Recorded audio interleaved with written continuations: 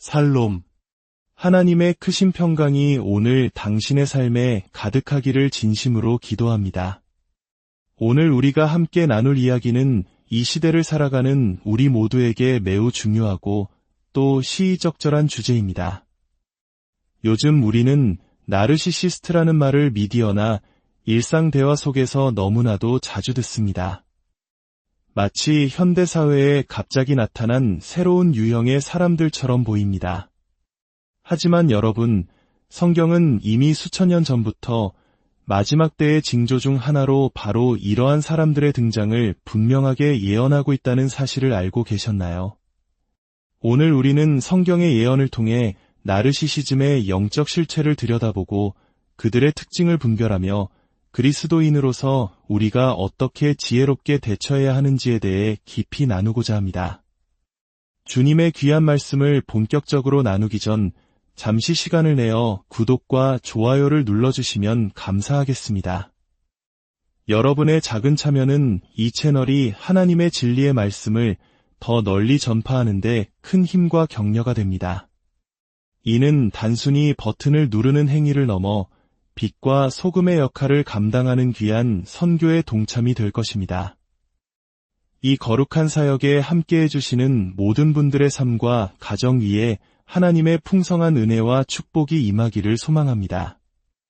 성경 디모데후서 3장 1절부터 5절은 마지막 때에 닥칠 고통스러운 시간들에 대해 이렇게 경고하고 있습니다. 너는 이것을 알라 말세에 고통하는 때가 이르러 사람들이 자기를 사랑하며 돈을 사랑하며 자랑하며 교만하며 비방하며 부모를 거역하며 감사하지 아니하며 거룩하지 아니하며 무정하며 원통함을 풀지 아니하며 모함하며 절제하지 못하며 사나우며 선한 것을 좋아하지 아니하며 배신하며 조급하며 자만하며 쾌락을 사랑하기를 하나님 사랑하는 것보다 더하며 경건의 모양은 있으나 경건의 능력은 부인하니 이 같은 자들에게서 내가 돌아서라. 이 말씀을 하나하나 묵상해보면 오늘날 심리학에서 정의하는 자기의 성격장애, 즉 나르시시스트의 특징과 놀라울 정도로 정확하게 일치하는 것을 발견하게 됩니다. 성경은 단순히 심리적 현상을 넘어 이것이 마지막 때를 살아가는 우리가 마주해야 할 영적인 현실임을 분명히 보여주고 있습니다. 주님께서는 이 모든 악이 세상에 드러나게 하실 때 동시에 나르시시스트들의 실체 또한 우리에게 밝히 보여주고 계십니다. 과거에는 그들의 교묘한 행동에 속아 넘어가거나 관계 속에서 이유 모를 고통을 겪었다면 이제는 많은 사람들이 그들의 행동 패턴을 인식하고 스스로를 보호하기 시작했습니다. 성경의 목록을 다시 한번 살펴볼까요? 자기를 사랑하는 것은 나르시시즘의 가장 핵심적인 특징입니다. 모든 생각과 행동의 중심에 오직 자기 자신만이 존재합니다. 돈을 사랑하고 자랑하며 교만합니다. 그들은 자신의 업적을 과장하고 다른 사람을 깎아내리며 자신의 우월감을 확인하려 합니다. 비방하고 모함하며 선한 것을 좋아하지 않습니다. 타인의 성공이나 선한 모습에 극심한 질투를 느끼고 어떻게든 흠집을 내려고 합니다. 이것이 바로 성경에서 말하는 탐욕의 모습입니다. 그들은 무정하며 즉 다른 사람의 감정에 공감하는 능력이 결여되어 있습니다. 부모를 거역하고 감사할 줄 모르며 거룩하지 않습니다. 경건의 모양은 있으나 경건의 능력은 부인한다는 말씀처럼 겉으로는 매우 의롭고 겸손한 척, 신앙이 좋은 척 위장할 수 있지만 그들의 삶에는 진정한 회개나 변화의 열매가 없습니다. 심리학에서는 나르시시스트를 크게 두 가지 유형으로 나눕니다.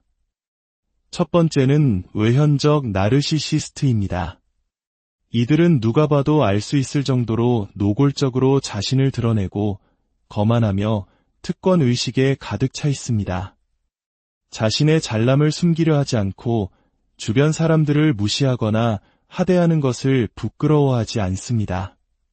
하지만 더 위험하고 교묘한 유형은 두 번째, 바로 내연적 나르시시스트입니다. 이들은 겉으로는 순수하고 겸손하며 의로운 사람처럼 보입니다. 심지어 피해자의 가면을 쓰기도 합니다. 하지만 그들의 내면은 교만과 시기로 가득 차 있으며 매우 미묘하고 은밀한 방식으로 상대를 조종하고 학대합니다. 이들의 학대는 눈에 잘 띄지 않기 때문에 피해자들은 오랫동안 자신이 학대당하고 있다는 사실조차 인지하지 못할 때가 많습니다. 이런 사람들은 결코 자신의 잘못을 인정하거나 회개하지 않습니다. 그들에게 잘못이란 존재하지 않으며 모든 문제의 원인은 항상 다른 사람에게 있습니다. 만약 당신이 그들의 잘못을 지적하려 한다면 그들은 당신이 상상할 수 있는 모든 방법으로 책임을 회피하고 오히려 당신을 비난할 것입니다. 이러한 나르시시스트들은 종종 나르시시스트적 가족 시스템 안에서 성장합니다. 이는 가족 전체가 왜곡된 방식으로 기능하는 것을 의미합니다.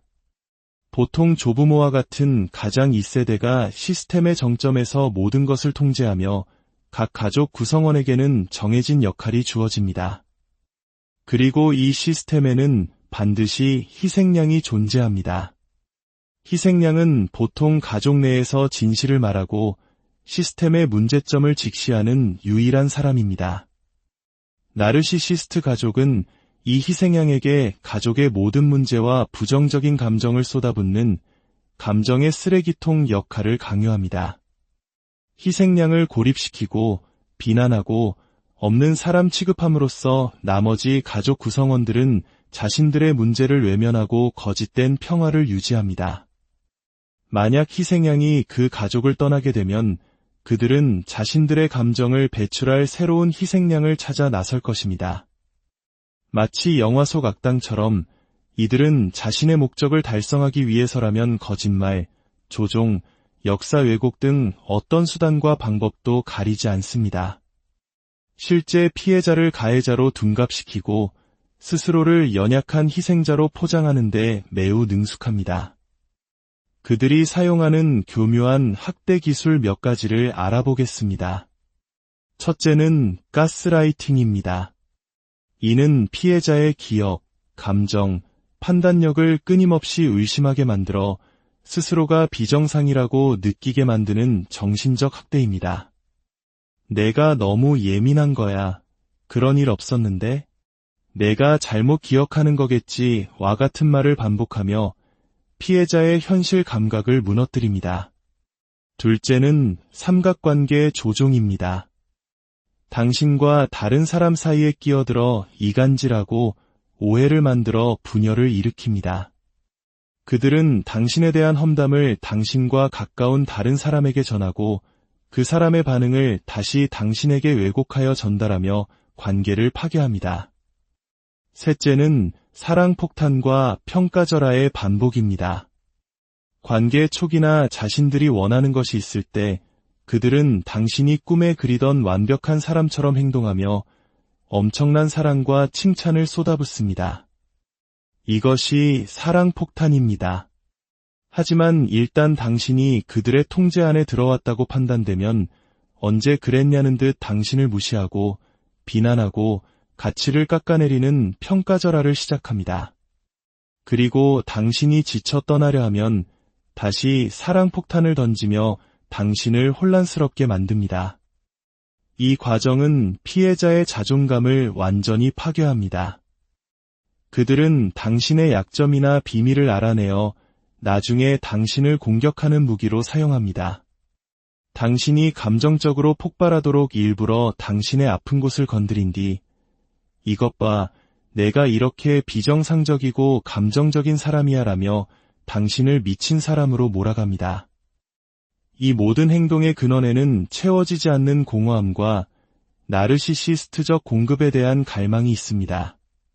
공급이란 그들의 자아를 채워주는 에너지, 즉 칭찬, 관심, 동정, 심지어는 타인의 고통까지 포함합니다.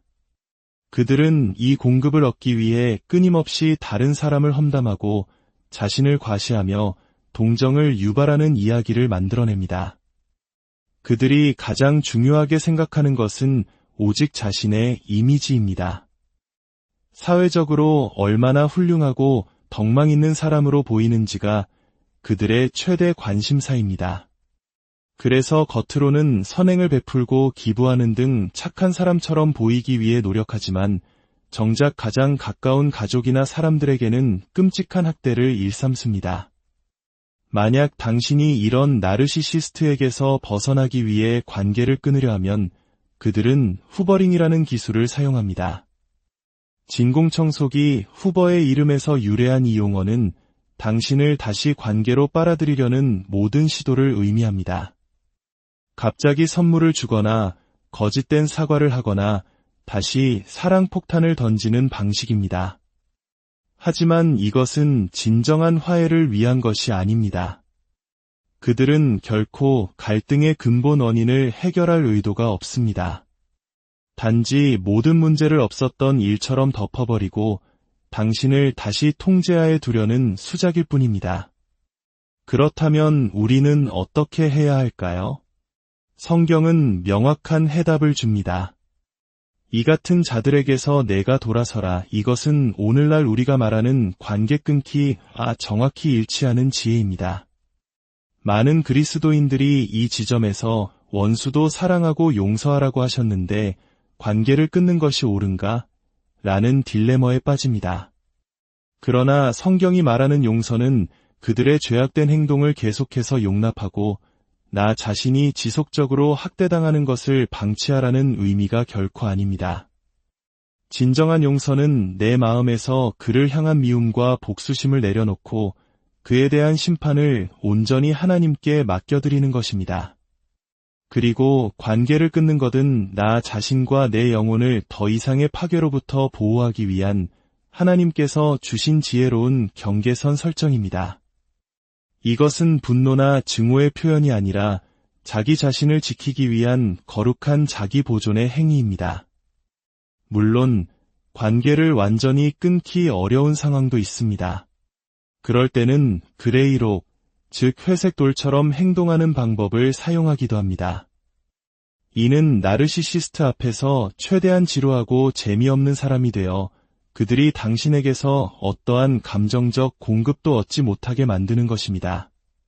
당신의 삶에 대한 어떤 흥미로운 정보도 주지 않고 감정적인 반응도 보이지 않으면 그들은 결국 지루함을 느끼고 다른 먹잇감을 찾아 떠날 수 있습니다. 하지만 이는 엄청난 인내와 분별력을 요구하는 어려운 방법입니다. 사랑하는 성도 여러분, 우리는 지금 마지막 때를 살아가고 있습니다. 세상은 성경의 예언대로 점점 더 자기를 사랑하는 사람들로 가득 차고 있습니다. 이러한 시대 속에서 우리는 뱀처럼 지혜롭고 비둘기처럼 순결해야 합니다. 나르시시스트와의 관계 속에서 고통받고 있다면 그것이 당신의 잘못이 아님을 기억하십시오. 당신은 하나님의 형상대로 지음받은 존귀한 존재이며 어떠한 학대도 받아서는 안 됩니다. 하나님의 말씀을 붙들고 그릇된 관계로부터 돌아설 용기를 내십시오. 주님께서는 당신을 보호하시고 상처 입은 당신의 마음을 치유하실 것입니다. 이 어둡고 혼란스러운 마지막 시대를 살아가는 우리 모두에게 하나님께서 분별의 영과 지혜를 부어주시기를 간절히 기도합니다. 우리를 모든 악으로부터 지키시고 오직 진리 안에서 참된 자유와 평안을 누리게 하시는 주님의 이름으로 여러분 한 분 한 분을 축복합니다.